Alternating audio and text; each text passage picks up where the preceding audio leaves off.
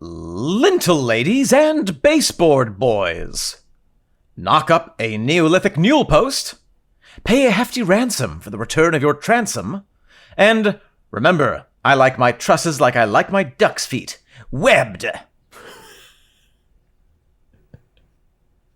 It's time to talk Tull to me. Part of my brain was like, knowing that we're coming to the end of this project, I was like, just put the words in. It doesn't matter anymore. Just put them in.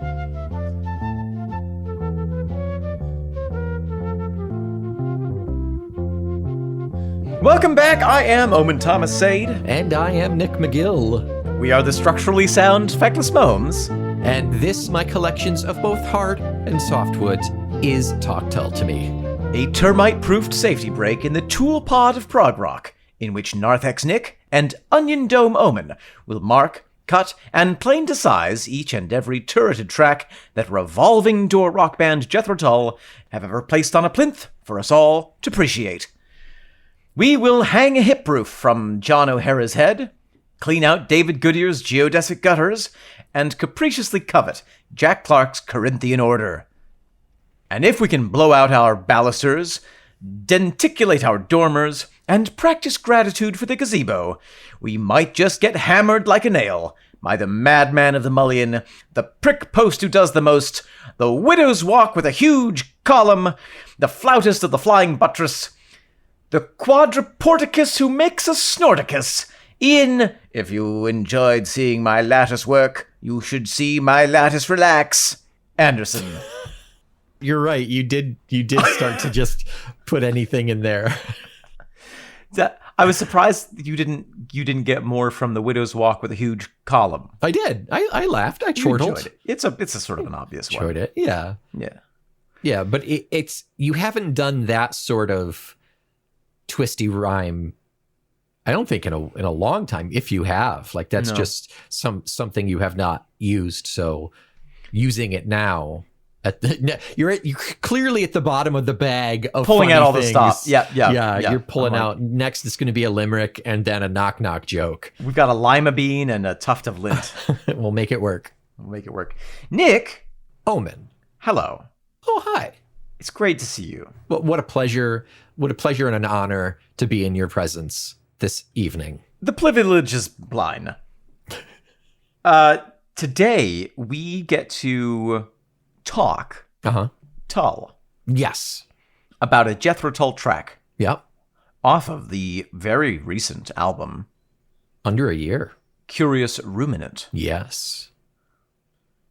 Very true. We're talking track number 4, actually. So we're pretty much halfway. It's a 9-track album.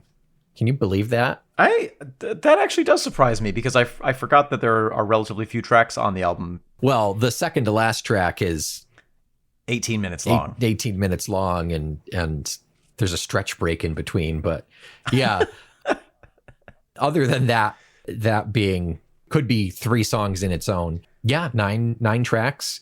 We are halfway there. Number 4 on the Tipu House. Tipu House. Which was single number 2, if I remember correctly. I think you're right. It has a beautiful animated music video that goes along with it, where masks show up in all kinds of unusual places. I'm sitting on one right now. That's right. It's a Pinocchio mask, too. Yeah. You think this is a microphone? Oh, I just got it. Oh, lie to me. Yeah, Tipu House, Nick. Yeah. Why don't we have a listen? Let's do it. Let's just keep in mind, as the last 3 weeks we've got the same exact lineup. We've got Ian, we've got David, we've got John, we've got Jack, and we've got James. We've got Jack, we've got James, we've got Ian. Come and get it while it's hot.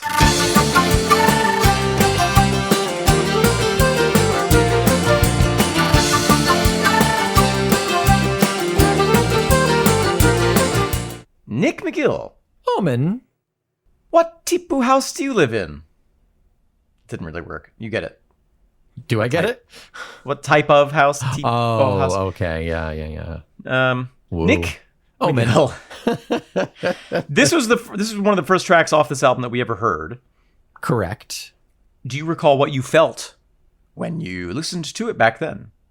Are we talking single or when we had our little sneak peek from Big Brother James? I think he let us hear a little bit of this one. I think you're right, but I was referring more to the single. Well, this was the second single. First one was Curious Ruminant, right? I believe so, yeah. Which was... It's not slow. Curious Ruminant is not slow, but there's a definite difference between Curious Ruminant and Tipu House. Yes.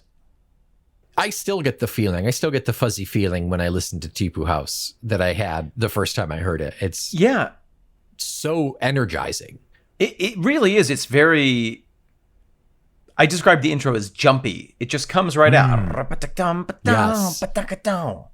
There's no preamble. There's no postamble. This song happens and that's it. It's full amble. A full only amble. And it's like one of those freak thunderstorms where it just blows in, drops a gallon of rain on you, and then it's gone. And it's then gone. You hear the birds, and it's the Romeo and Juliet.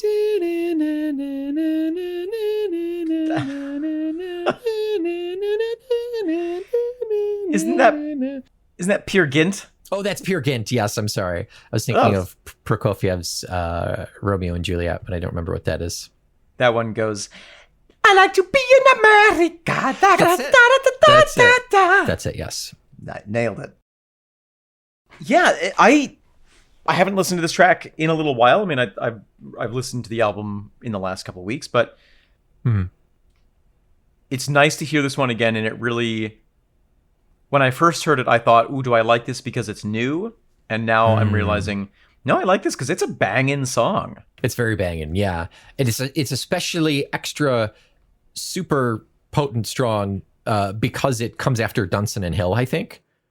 Yes, exactly. And I'm sure that was intentional to say, let's really give him a roller coaster. Absolutely. Ian, I cannot imagine even off of I cannot imagine Ian was like, let's just throw the songs on there. Well, it was a little different back then because you had to worry about vinyl placement in terms of timing, but still, I'm sure there was a lot of thought that went into what went where. If there's one thing we know about Ian Anderson, it is that he has a flair for the dramatic. He's theatrical. He's a theatrical painter is what Ian is. Yeah. He paints sets. That's all he does. I'm having my walls redone. Theatrically. Yeah. Oh, so this morning I was in the shower. Okay. And I knew I smelled something. Yeah, it's a lack of filth on my body. Yeah, it's sandalwood. I was like, oh, what are we doing today? Oh, that's the Tipu House. And then I was like, how does that one go? And right away, my brain was like, it goes like this. Yeah. I thought, that's a pretty good indicator of it being a memorable tune. Yeah. Is the ability to remember it. Yes. Very good, Omen. Very good. Yeah. No, it certainly helps when the name of the song is also like a really catchy part of that song. Yes, it does. But this song in general it's difficult not to get it like kind of stuck in your head. Fun observation about the tune. Yeah. It is again, we talked about this before. There are only so many notes that exist in the world, and Ian has used every single combination of them that possibly exist at this point. Correct. But if you take in isolation, D, D, D, D, D, D, the tune of this, what you could follow it with is D, D, D, D, D, D, D, D, D, D, D, D, D, D, D, D. Wow. Aqualung. Yeah. Do that again. In the Tipu House. Hello, my friend. It's only me. It's probably a different key. Yeah, right. It's funny to me that and again, that isn't a positive observation or a negative observation. It's barely even an observation. It's just funny to me when bits of tunes overlap with each other. Yeah, that's very interesting. And maybe there is some subtle reference there. Who knows? Ian loves a good reference. He's usually not so subtle about his references. It's usually the dropping of usually the name of the song, but he's every now and then he'll put in a lyric as well. But maybe he's putting in a lick here. A lick. Yeah. How many licks does it take to get to the center of Aqualung? Ooh, I would not try that. It's not how many licks. It's how many trips to the emergency room. How many hepatitis shots does it take to get? Exactly. There you go. So we have a really fun, jumpy intro. Ian is playing a stringed instrument in this song, which I think is perhaps that Ibanez mandolin that is mentioned. Yes, I was gonna say his F-style mandolin. Yes. But that's the old one. Oh, no. That's the Martin is 1880. That was my other guess for this, but I think it's more likely to be the mandolin. It has that tinniness, that kind of chop to it. It's tinny. Yep. Exactly what I was thinking. In the teeny poop house live all kinds of people. But yeah, we do start with that tinny sound, which I think it might be, there might be like a twist on it to make it extra tinny. Well, I don't know if it's the type of strings or if it's a looser tuning or what, like to make them really like floppy, nasty strings. It's possible. Floppy Nasty Strings was actually the name of my punk band in high school. Well, I was surprised when you were reading through the instrument list and it got to Ibanez mandolin, because I maybe I'm wrong about this, but in my mind, Ibanez is not something that not a company that I associate with like really high end mandolins. I think it's right, yeah, kind of like a workaday, like not super fancy mandolin. So maybe he chose that because he wanted that kind of tinnier sound. Yeah. I like the sound of it. And it also, whether he intended it or not, which I think this one is pure coincidence, but the feeling of an everyday workaday mandolin being played for Tipu House is really nice. Yes. I was going to say the same thing. Yeah. But it was your turn with the brain cell. Thank you. Sending it back like Pong. Bing. I lost it. Oh, no. And that's the podcast for today. Very Squeezebox heavy this track is. It's hard to pick it out at first, I think. I was listening, I was like, where is this? I was trying to hear organ or Squeezebox. I didn't hear it at first. It took me until the second chorus for it to really come out for me. All God's children in the toxic city garden. It might be earlier, but I think it is a little earlier, but I do think it increases over time. Mm-hmm. And I also think it's maybe in the ear a little difficult to separate the Squeezebox from the mandolin because they share a similar register. Yes. Yeah, I think so. And maybe some of that, what I heard is certainly the accordion. Yeah. It's possible. Regardless, I like them both. And there's nothing wrong with that. Well, thank you so much. I do really enjoy the punch in the face of this song. Yes. Thematically, it doesn't... Well, no, I think maybe it does. I was going to say it doesn't work, but maybe it does because this is where we're pulling out like a snippet of everyday life of this village, these houses. And there's, I mean, other than like day and night, there's no start and finish. Like you zoom in and boom, everybody's bustling and hustling. There's no like sweet, soft moment of where like, okay, now we begin. Right. It is a comings and goings constantly. It is a hive of human activity. Yeah. That just never ends. Yeah. We'll talk about it more in the next part of the program, but this really reminds me of some of the apartment buildings I lived in New York City. One of them in particular. I'm sure. Yeah. At 2 minutes, we have some really nice mandolin, if you're looking for a spot to pull. I will pull it now.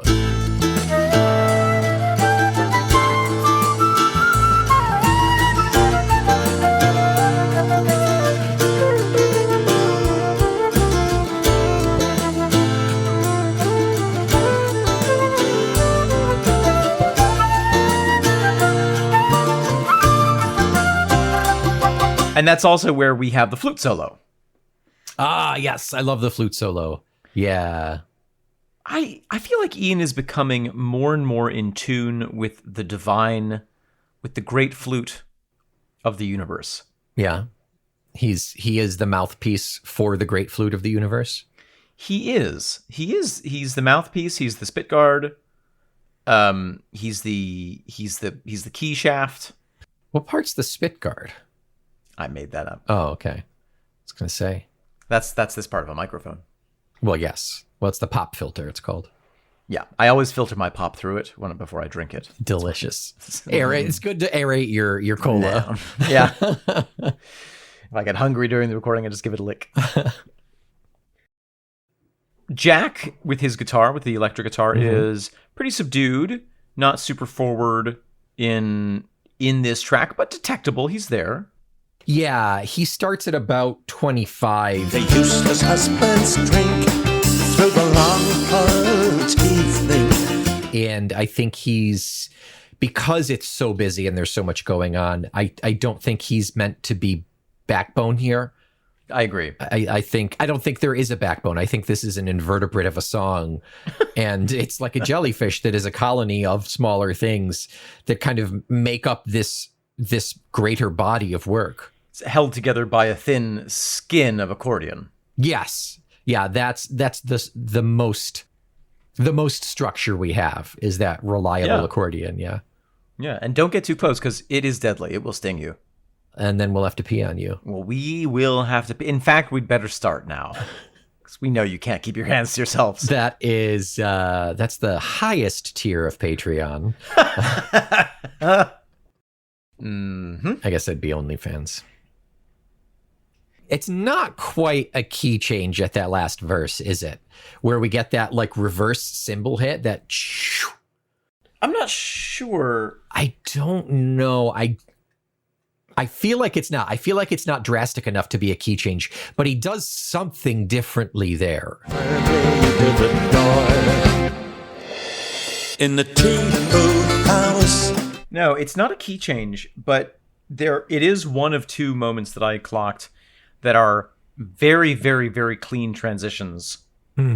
As if the band just stopped playing, waited for everything to stop resonating, picked up again, and then cut together those two sections. The other one that's really evident is at about 2:42, so not that far off from where we just were.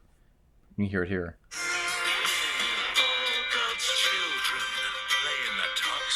Nope.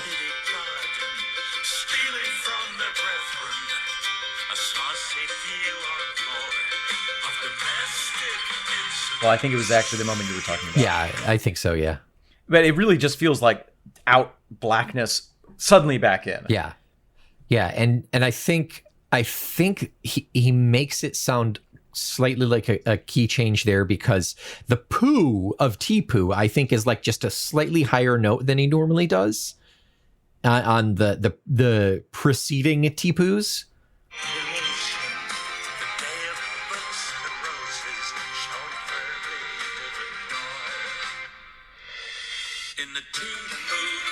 Or maybe it's the T. The T-poo. Yeah, normally he goes in the T-poo house, but he's going in the T-poo house. He's just reversing. That's it. He's reversing that little exchange of the melody. But yes, yeah, it does give it a different feeling. Definitely, yeah. It's just off enough to be like, ooh, I feel a little. Yeah, and right there's also some amazing work by the mandolin, certainly, but accordion is John O'Hara. There's some amazing work by John O'Hara where he's playing this riff on the accordion that's very discordant. That sort of, yeah. It's a little like Twilight Zone-y. And that is so that's our last verse that goes into, that's the last 30 seconds. So it's leads into the last verse. And remember, it ends with it ends incredibly abruptly. Yeah. As if the entire T-poo house just winks out of existence. Yeah, we stop our little magnifying glass viewing of this colony of ants, and it's done. They're still going on. This stuff is still happening in the T-poo house. We're just not a part of it anymore. We're not privy to it. Yeah.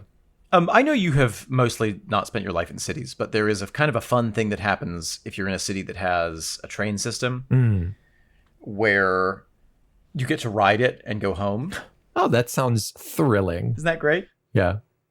Sometimes if a train is elevated rather than being in the underground in the subway, it'll go past an apartment building. Oh, yeah, right. And as it goes past and you're sitting at the window, you're maybe 10 feet away from people's lives. Wow, it's that close? It can be. Wow. Occasionally. I remember there was a spot in Chicago where you'd really just go past people's windows, and it was... Woof. Yeah, imagine living there, hearing the train go past all the time. But Yeah. same thing in New York. You're dead on. You can see right into it. Mm-hmm. And some people close their blinds, and some people do not close their blinds. And some people half close their blinds. And so you get this very rapid flash of images where you're like, oh, that person's cooking dinner, oh, that person's watching TV, oh, this person is sitting on the couch but nothing's on. These people are having a fight. This person doesn't have pants. This little postage stamp of Yes. their life, and that's it. And then you're back in the tunnel and it's gone. Yeah.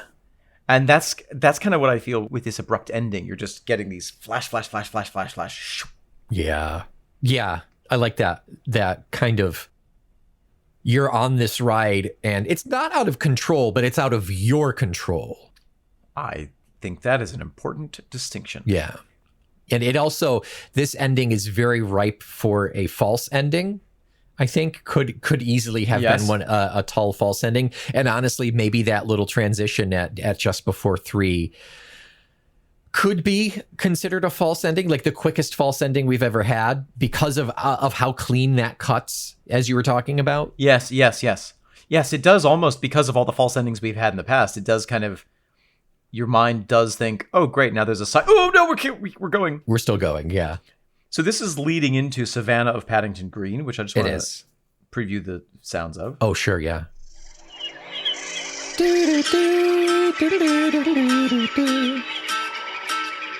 So a bit of a mysterious soft start. Yes. Yeah, not one of those, I'm going to pick up exactly where we left note-wise and kind of force these songs to flow together. Right. Yeah. And also, the abruptness of Tipu House kind of puts you in a state of what's coming next, and rather than jamming us into the next piece straight on, Yeah. we get a little flowy introduction. Yes. That is, I think this is dare I say it, perfectly placed song in regards to post Dunsinane, pre Savannah. Yeah, the structure of this album is starting to reveal itself, and it's very, very exciting. It's good. It's very good. Yeah. Anything else to say musically? It sounds like he has a head cold at some points. I'm not going to lie. Well, you know what? I was just listening to our first episode from this album, and I was reminded of the fact that he was recovering from COVID during this period. That's right. So it's astonishing that he was able to pump this out. Yeah.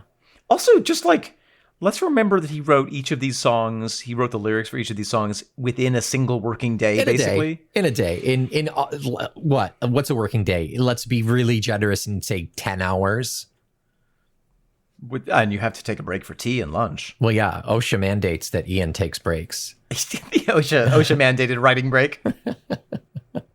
Wow. I mean, he is more productive in his working day than I am in mine, certainly. Yeah. I wonder what Ian's go-to lunch is. Anger. Just crank. Just a bucket of crank. I'm sure it's something very healthy. That's right. A little vegetable curry. I wonder if Shona brings it in on a little trolley. Here's your lunch, Ian. He may just go out and yell at the hills. That shall sustain me. The echoes are his sustenance. He consumes them as they come back. That's right. Yeah. Very nice. Do you want something to eat? No, I had a big helping of Starlight last midnight. Oh, okay. I photosynthesized already. Thank you. All right. Nick McGill. Omen, Sade. Yes. What's a house? Well, That probably is the topic that could cover an entire hour's worth of a podcast, but Correct. it's typically a place where people live. Domicile. House could refer to a single dwelling Uh-huh. or a conglomerate dwelling, Sure. an apartment block, Yeah. Right. or it could refer to the Houses of Parliament. That's true. The Tipu Houses of Parliament. The Tipu Houses of Parliament. A house could be a metaphysical idea. Mhm. In this house of God, Sure. not really talking about a physical structure Right. Right. necessarily. Yeah. But in this case, I think it's more the physical domestic type. And I think specifically it's an apartment complex. I think Yes. Ian even said that about it. How do you define apartment complex? Just like a building with apartments? Yes. Oh, I took this almost to be nearly a village of sorts. Well, and I think that we're both right. Yeah. I think he was saying, didn't we read somewhere that he was saying that this was inspired by a visit to Spain where there was a kind of an apartment block that had a courtyard in the middle of it? Yes. Yeah, I think so. Because that is like 1000% the image I have in my mind. So I'm assuming that came from somewhere. May have come from somewhere. Most likely Ian. I hope. I think so. Okay. But in a way, when you have one of those really big apartment blocks, it is a community. Yeah. Oh, yeah. And so in a way, it is its own self-sustained village. I'm reminded of my trip to Alaska. We went to Oh, yeah. Whittier, Uh-huh. and 90% of the population of the town lives in one apartment building. That's so crazy. And apparently the drama is crazy. Oh, I can only imagine. But this really reminds me of a place I lived in New York where there were probably 1,000 units. So 1,000 individual apartments, Right. which is 2,000, 3,000 people. And it had one of those courtyards in the center, and just the interactions that you would see, just fascinating. Yeah, I bet. What is a tipu? A tipu is a type of tree, the Tipuana tipu. It is a well-known used for being a shade tree. Yeah. Originally from South America, it has a very aggressive root system.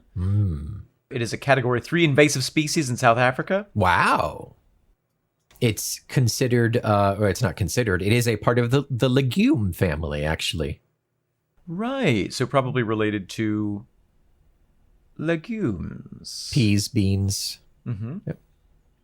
It has helical seeds that spiral. Oh, yes. We have something around here that does that. Those great big, like, Locusts. dry seed pods. Is that what it is? The locust? Maybe. Yeah. Sounds right. And they are drought resistant. Ah. Huh. Which can explain their ability to be invasive. Yes. Yeah.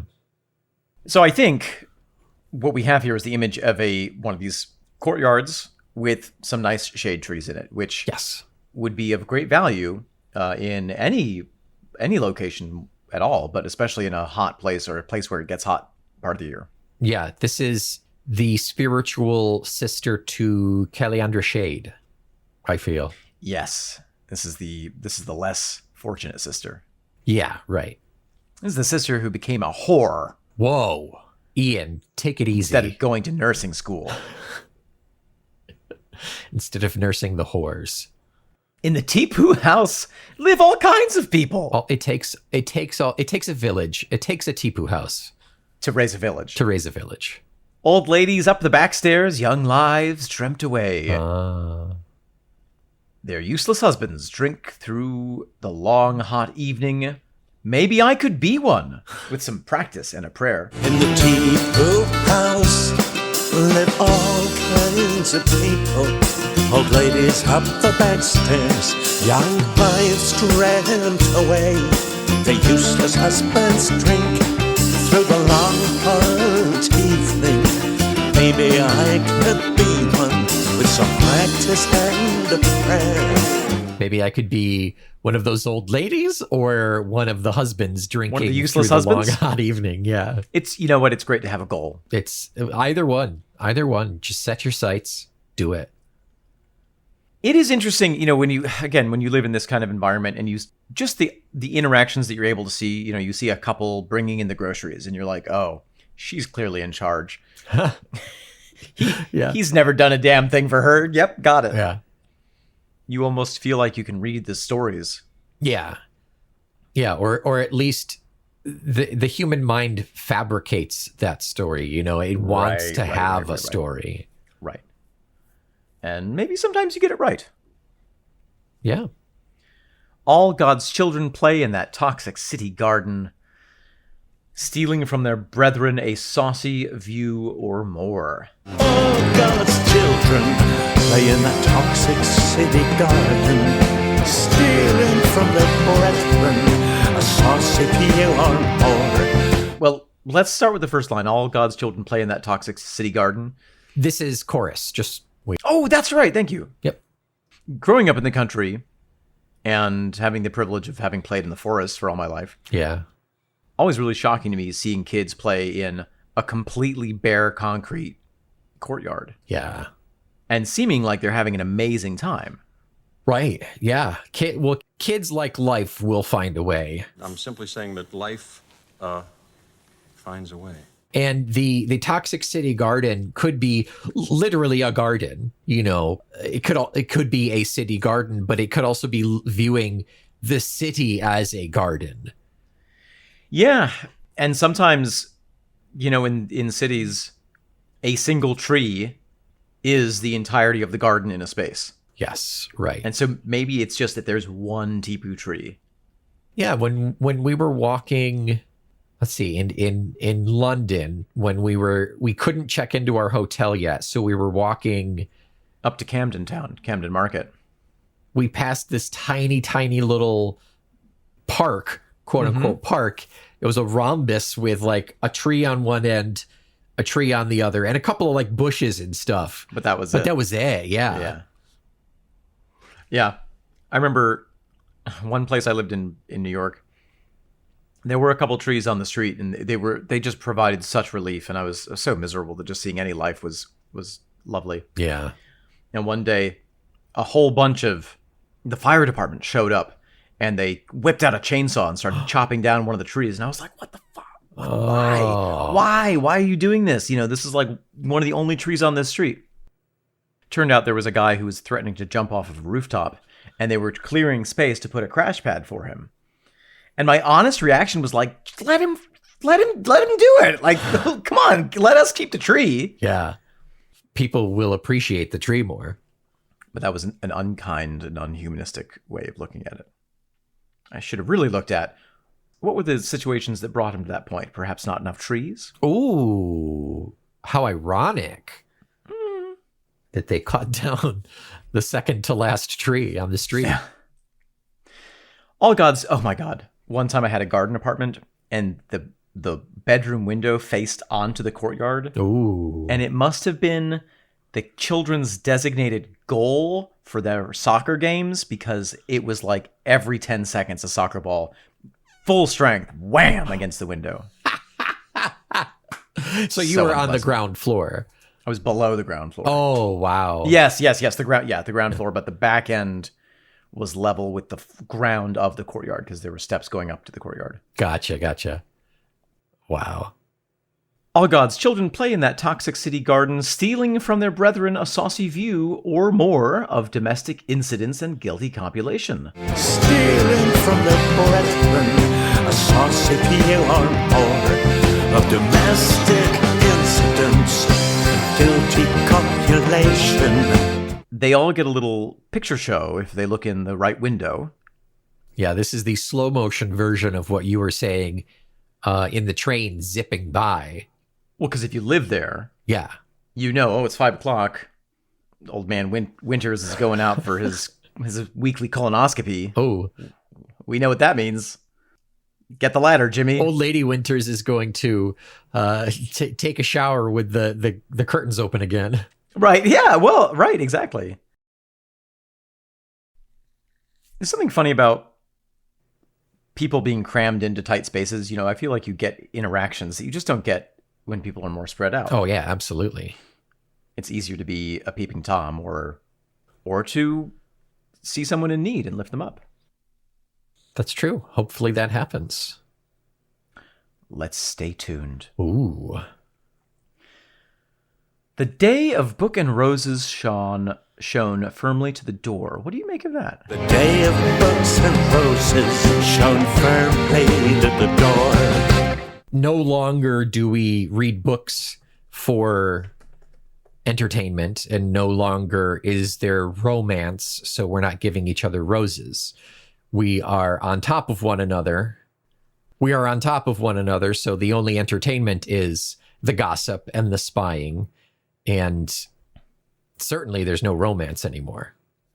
It is also, I had no idea of this, it's also referred to as St. George's Day. Oh. And it is a Catalonian holiday celebrated annually on the 23rd of April in Spain. Huh. It is a working day, but it is also considered a Catalan national holiday. Interesting. On this day, love and literature are widely celebrated throughout Catalonia. Books and roses are exchanged, particularly between sweethearts and loved ones. Traditionally, men gave women a rose, and women gave men a book. The men made out in that deal. Yeah, really. Oh, interesting. So why is it shown firmly to the door? Probably the same reason, right? I think it's exactly what you were saying. Yeah. It's those are kind of ideals of love and learning, and that's not what we have here. It's all kind of every person for themselves. Yeah. Yeah, I think so. Back to verse 2. Verse 2. In the Tipu house you feel for your neighbor, trade rice and greasy vegetables, shoulders on which to cry. In the Tipu house, you feel for your neighbor, trade rice and greasy vegetables, shoulders on which to cry. So this is taking a turn. It doesn't feel so every man for himself then.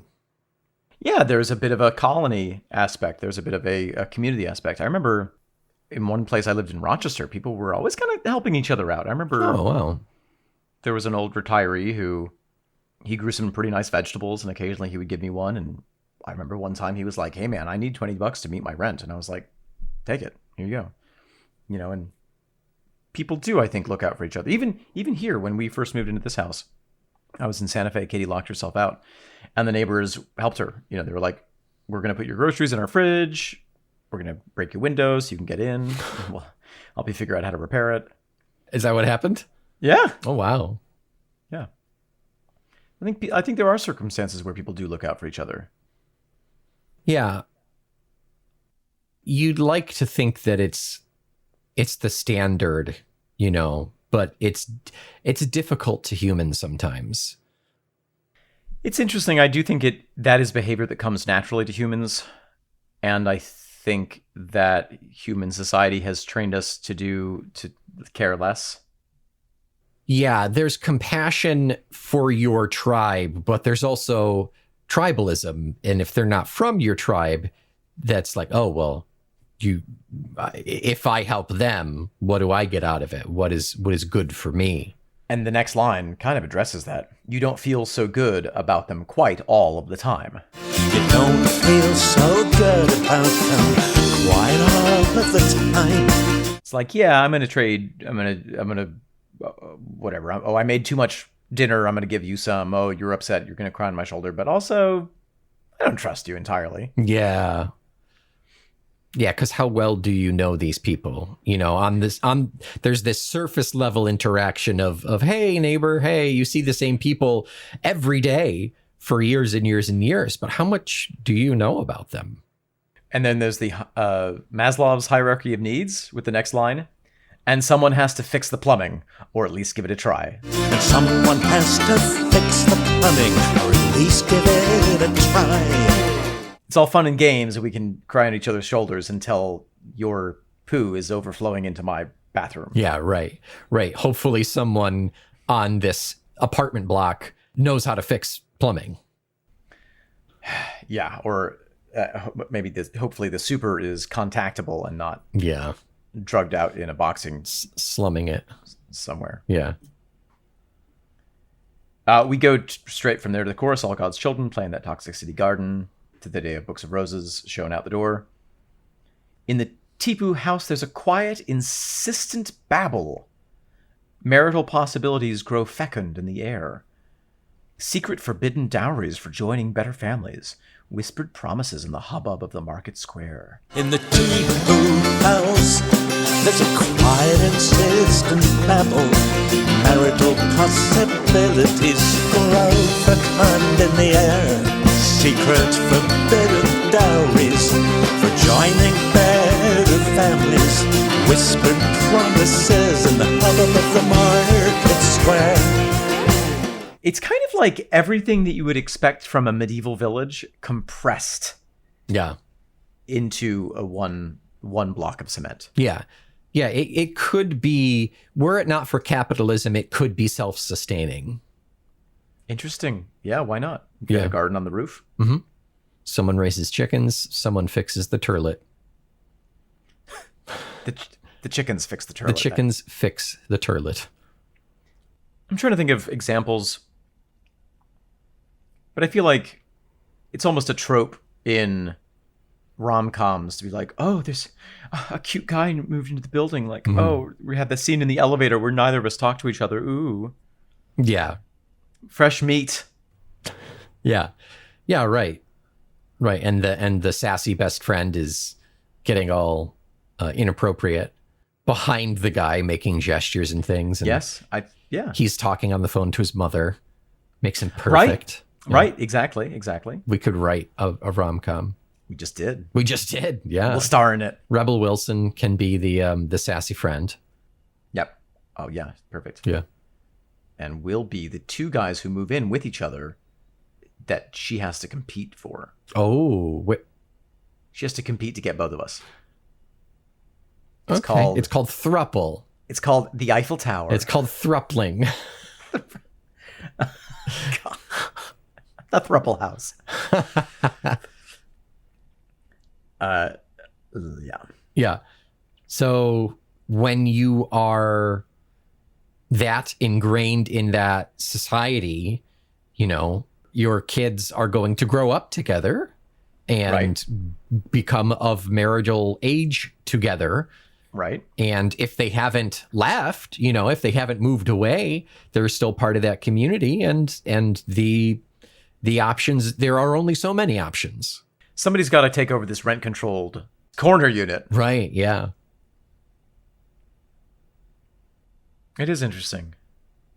Final verse. In the Tipu house, there are forever changes. In the Tipu house, there are forever changes. Interesting double meaning there. Meaning things are forever changing, but also there are some changes which are permanent. And also, is that not an oxymoron? A forever change? I guess it could be forever changing. Yeah, but yeah, it is a little bit of a Mobius strip of a phrase. Yeah. It is unresolved permanently. Right, yeah. Young, I love this. This is maybe my favorite line. Young gladiators nourished by the football terrace beat aspire to vie in the moneylender's temple of Madrid. Young gladiators nourished by the football terrace beat aspire to vie in the moneylenders' temples of Madrid. Well, it reminds me of that story you literally just told about the football being smashed against your window. Well, and that was a predominantly Dominican neighborhood, very much ingrained in football culture, and Sure. it's a great sport to play in this kind of situation because you don't really need any other equipment than one ball. A ball, yeah. This, I think, is specifically talking about Spain because Spain has such a football culture, Yeah. and that I think that's as close as we get to some people are dreaming of a way out of this. Yeah, of being the next big football star. Right, because Yeah. it's if you get it, you're set for life. Yeah. Oh, yeah. What do you make of the moneylenders' temples, though? They aspire to vie in the moneylenders' temples of Madrid. I could be wrong about this, but I think that in professional football, players are bid over. I mean, there's literally Oh. we have this new talent. Is Madrid Real going to get him? Is Barcelona going to get him? Is this other team going to get him? And they each try to outbid each other. Yeah. And so you want to be the person who's being bid on. And the money that is in those, the world of FIFA and the world of professional football, it's like in America, the money is insane. Yeah, it's massive. It's crazy. And describing them as gladiators as well. It's like maybe you are the best football player in your little apartment village. Yeah. And maybe if you become the best, you can move on to one of the children's leagues or something. Yeah, the only hope. Yeah. Dream hungry dreams in smooth Brioni, turning up the heat. Dream hungry dreams in smooth Brioni, turning up the heat. Do you know what Brioni is? Well, I think it's a brand, isn't it? It is. It's a very, very high fashion brand. I'm looking at light blue cashmere and vicuña Ravello jacket for $20,000. $20,000. Yeah, I would like that. A small loan, a big loan. 20,000. It's an Italian sartorial menswear company. They are the ones. Interesting though. They are the ones who they were founded in Rome in 1945. In 1952, they organized the first menswear runway show in modern history of fashion. Wow. Yeah. So that's pretty big. That is pretty big. Not $2,000 for a fucking coat big, but 200,000. 20,000. 220,000. Are we bidding for? I'll take it. Sold to me. So, I think that there's the contradiction or the antitheses that's being drawn here is this hot courtyard where people are trading rice for marriage proposals, and kids dreaming of being suited and booted in the major leagues.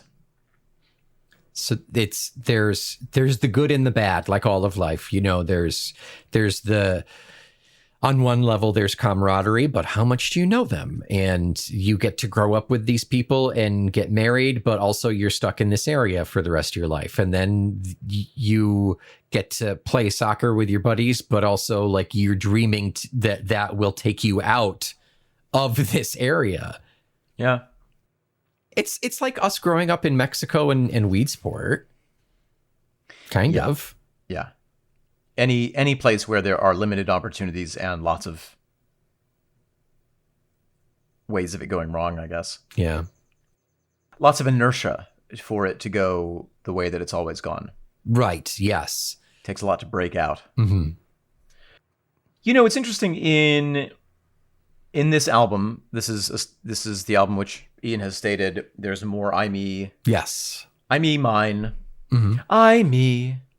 But this is more of a strictly observational song. Mm-hmm. This the reason I brought up that the riff reminds me a little bit of Aqualung, the chorus of Aqualung, is because it does have a similar feeling. It's like, I just saw this thing and I want to paint a picture of it for you. Right. Yeah. No, it certainly doesn't feel like I'm going to make this up observational. It feels slice of life Ian experienced observational. Yes. But even so, yeah, there is no I me in this one. What I particularly love about this is that it feels so specific to a certain thing that he saw, and also so universal. Right.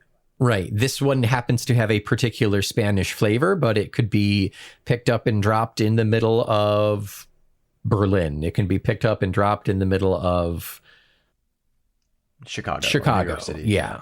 Yeah. Or Hull. Or Hull, even. Dream hungry dreams in smooth Brioni, turning up the heat.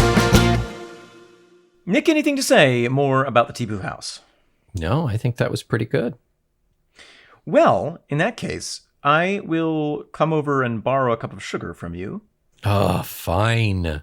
And also ask you, while I'm here, Okay. what's the next track that we're listening to next week? Savannah of Paddington Green, track number 5. Ooh. Here we go. Glimpse me and squeeze me.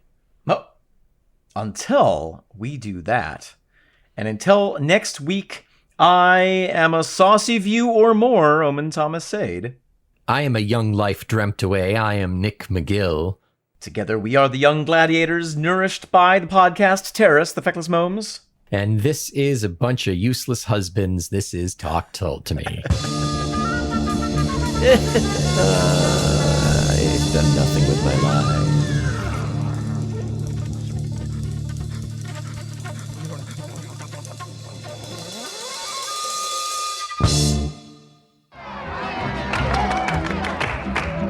I like to be in America. Okay, by me in America. Everything free in America. For a small fee in America. Okay, America.